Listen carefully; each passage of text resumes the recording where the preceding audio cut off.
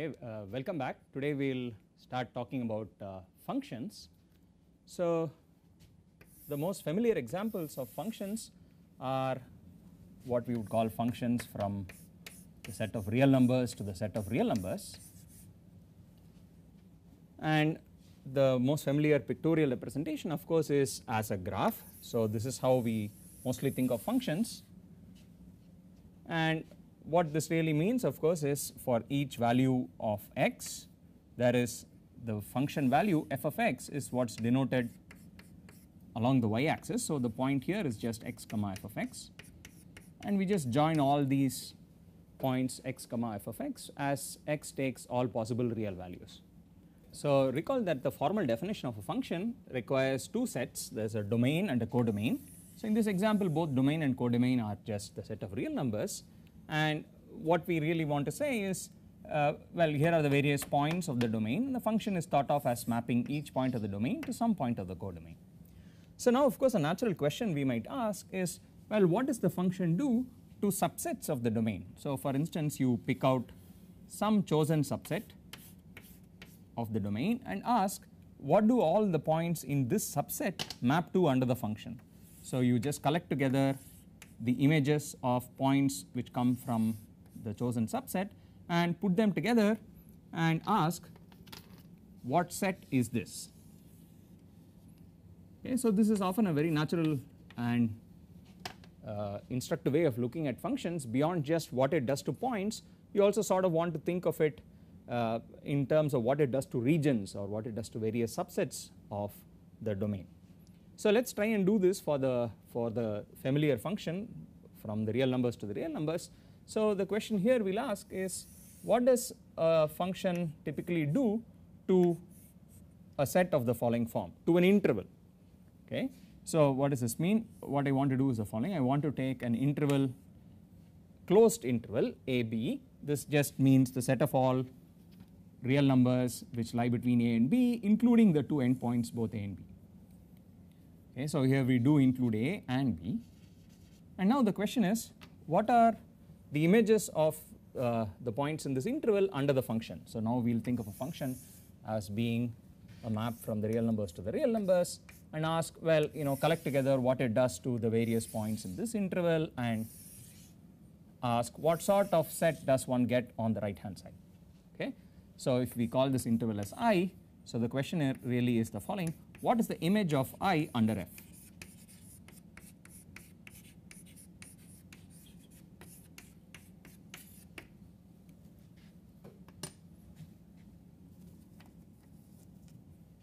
Okay, so let us try and answer this more or less from the graph of the function.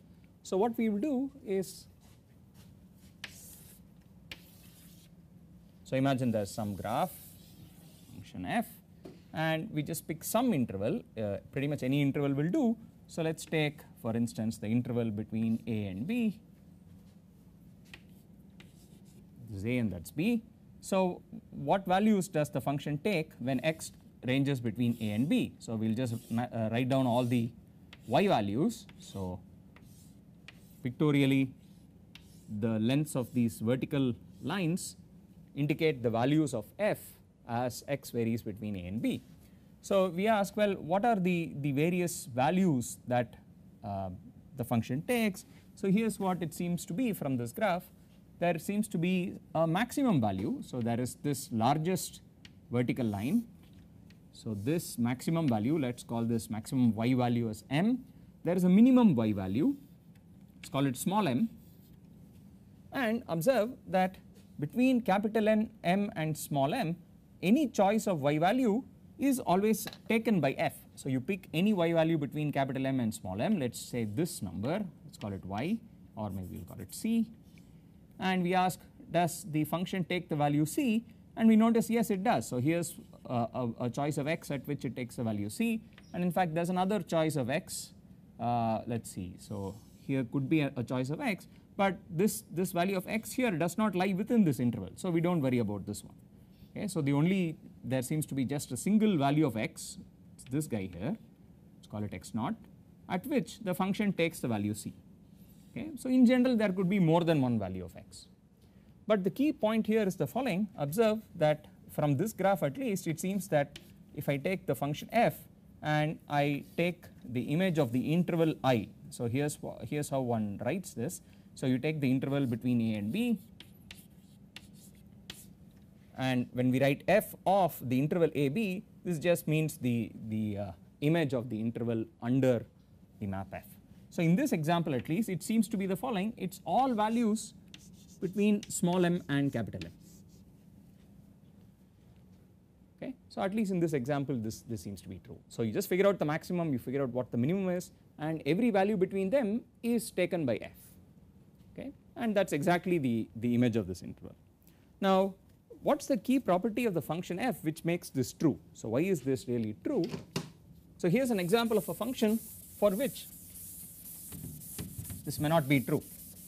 Okay. For the graph that I drew it happens to be correct. Now let us do the following, let us take another example.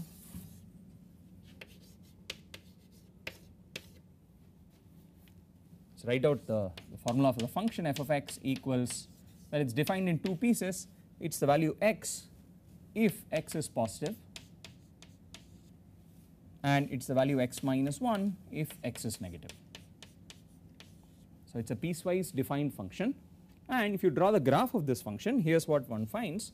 It is just the graph of the line y equals x. So this is the graph of the function when x is positive, and when x is negative it is more or less the same line, just shifted down by 1. Okay. So here is the graph, and the key point to observe is that this point here where the bottom line meets the y axis is not on the graph. So we often denote it by a circle like that, and this is sometimes shaded in to indicate that this point is on the graph. Okay. So what we now have here is the graph of this function f, and now we could ask the same question. If I take an interval, so let us say take the interval between -1 and +1, so just consider this closed interval here and ask, well, what are all the y values, what are all the values of the function when x ranges over this interval. So we do the same thing, we draw all the, so here are the various y values that you get, and when x sort of ranges in the positive side at x equal to 0 you get this point here, and then you get these vertical lines. So these are the various y values that you obtain. And now again observe that the maximum value is a 1, the minimum value is in fact a -2, right. So those are the maximum and minimum values, but here is a key difference as compared to the previous case.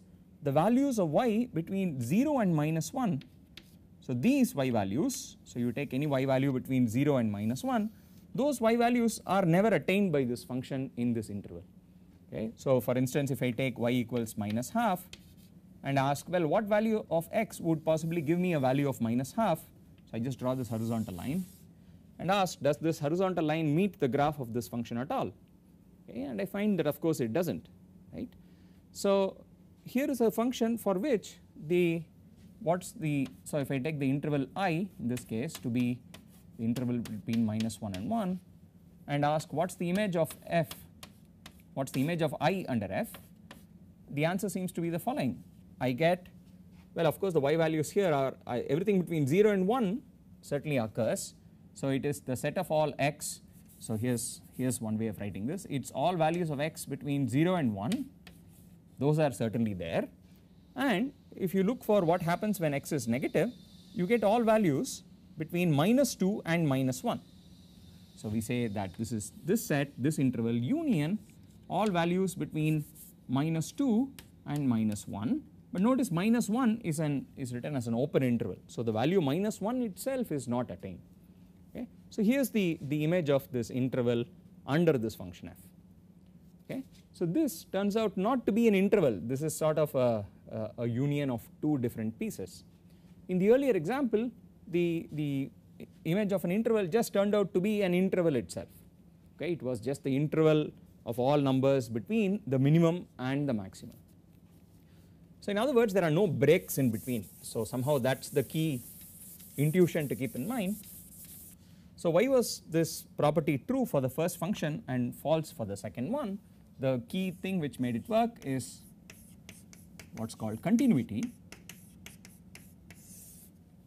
the fact that the graph of the function did not have any breaks. Okay.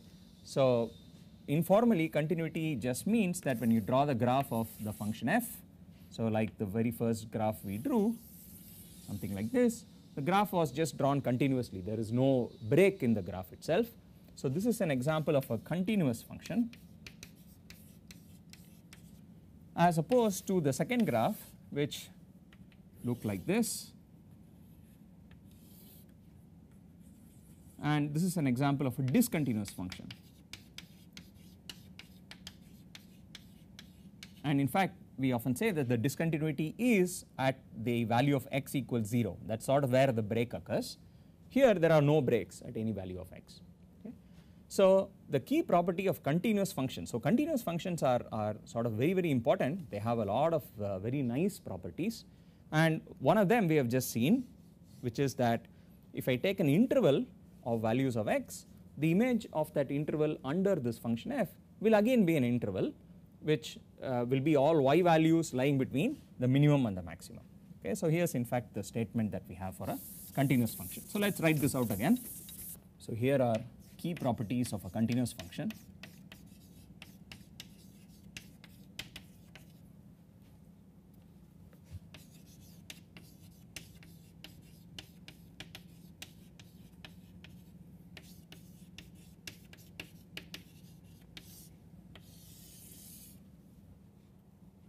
So let f be a continuous function, so let f from R to R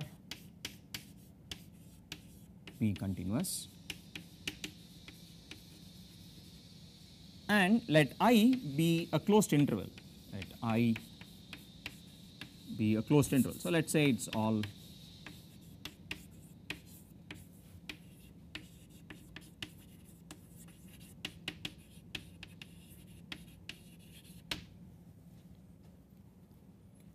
now. There are two important properties. Number one, that f attains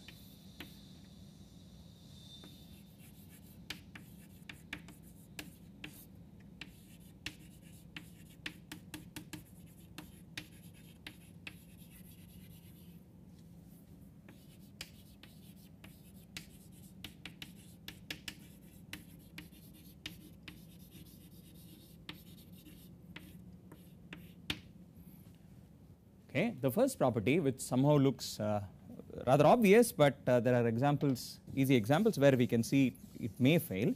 So the first thing says, in fact there is a value of x at which f attains its maximum, and a value of x at which f attains its minimum value on I. Okay. So we do have a maximum value and a minimum value. Let us call these m and small m. So that is fact number one. And fact number two is the thing that we just said, that it attains every value in between. So let us also say f attains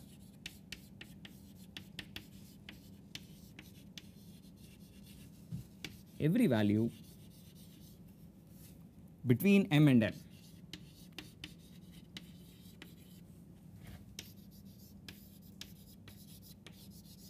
On the interval I. Okay. So there is a maximum value which it attains, there is a minimum value which it attains, and in fact it attains every single possible value between small m and capital M. And both these statements are very easily false in examples of discontinuous functions. So we have already seen an example where the maximum and minimum value are attained. So here is the function m, small m and capital M were both attained when you take the interval to be the interval between -1 and 1, but values between, every value between the minimum and maximum was not attained. There were values, for instance, between 0 and -1 which were not attained by the function. Okay. So that is an example where f is discontinuous and the second property fails. Now let us also look at an example where the maximum and minimum are in fact not attained. Okay. So in other words, there really is no maximum or minimum.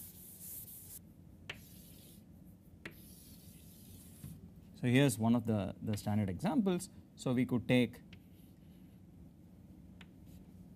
the interval between 0 and 1, but let's define the function first. So let's take the function f of x to be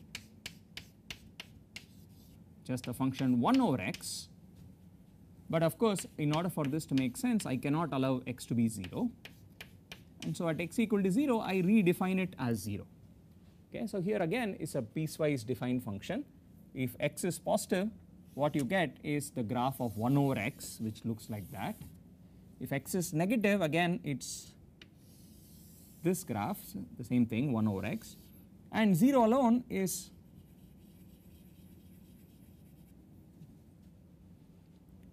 something like that. Okay. Now let's do the following. So at 0 the value is 0. So again let's try and take an interval. So let's take an interval, let's say between -1 and 1. So I'll just take the same thing as before. So let's look at the interval between -1 and 1, and now we ask what are the values of f in this interval, and we observe the following. If you look at the y values, then they keep getting larger and larger and larger, right. So they go off to infinity is how we often say this. Similarly, the y values for negative values of x go down to -infinity. So now if you ask, well, what's the maximum value of f on this interval between -1 and 1? So at 0 itself it is a 0, so there's no problem really at 0. But if you ask what's the maximum value, well, we observe there really is no maximum. In some sense it's like infinity. The value of f is larger than any number you can write down. Similarly, there is no minimum because the value of f becomes more and more negative. It sort of tends towards -infinity, and so, well, there really is no maximum or minimum in this example. Okay. So, and notice again that this is an example of a discontinuous graph because clearly there is a break at 0. So we draw the graph really is in 3 pieces. There is the negative 1 by x piece, the positive 1 by x piece, and the piece at 0. Okay. So this again is an example of a discontinuous graph, and one in which there is neither a maximum nor a minimum on the interval between 0 and 1. Okay. So having a nice continuous function will give you both these properties, that you will actually get a nice finite maximum value, a minimum value, and every value in between will always be attained. Okay. Now this second property here, that every value in between is attained, is sort of like the intuitive notion of continuity. It's a formulation of something very intuitive about continuity, that when you draw a graph in a continuous fashion, you really must pass through all intermediate values, right. So here's another way of stating this. So if I have the interval between a and b, so there's a way of stating the same thing without bringing in the maximum and minimum values. So here's the statement. Suppose I have a graph of a continuous function and I want to see what it looks like between a and b, for instance. So at a I have some value, so let's say this is the value f of a. So that's the y value at a, and at b I have again some y value. So maybe just to make it a little clearer, let's just think of both values as being positive. So I have, let's say, f of a, that's the y value at a, f of b is the y value at b. And so here's the intuitive notion of continuity. You try and draw the graph between the point a comma f of a and the point b comma f of b. Now when you do this, you pretty much have to pass through every intervening y value between f of a and f of b. So these are the two boundary y values, and it's sort of clear intuitively that no matter how you draw the graph, you're going to have to pass through every value of y in between these two boundary values. Okay. So this is sort of another reformulation of the property that we just said, that f in fact attains every value between f of a and f of b on this interval ab. So this formulation is sometimes called the intermediate value property or the intermediate value theorem. So let me just formulate this. So it's called the intermediate value theorem. It says that let f be a continuous function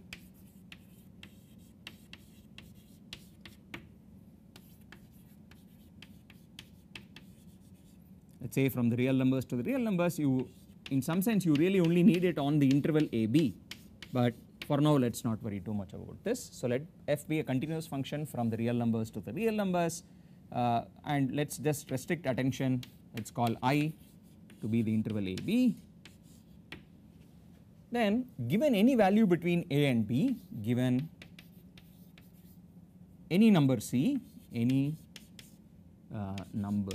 real number C,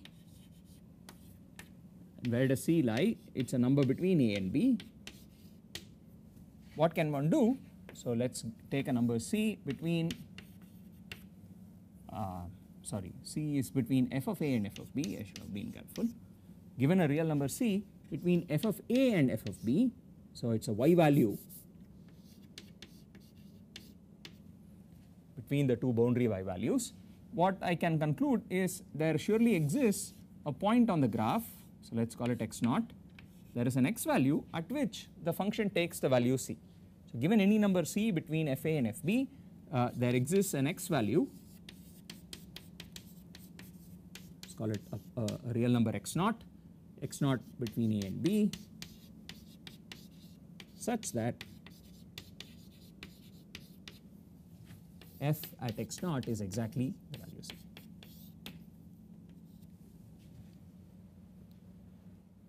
Okay, so this theorem here is called the intermediate value theorem. The proof uses some very important properties of real numbers and so on, so we won't get into the formal proof itself, but this much should be clear that it is a rather intuitive property of continuous functions, somehow capturing the feeling that you sort of don't really lift your pen off the paper when you draw the graph from the two endpoints, well, going from one endpoint to the other. Okay, and this somewhat simple looking property has lots of very interesting applications, and we will look at least a few of these applications next time.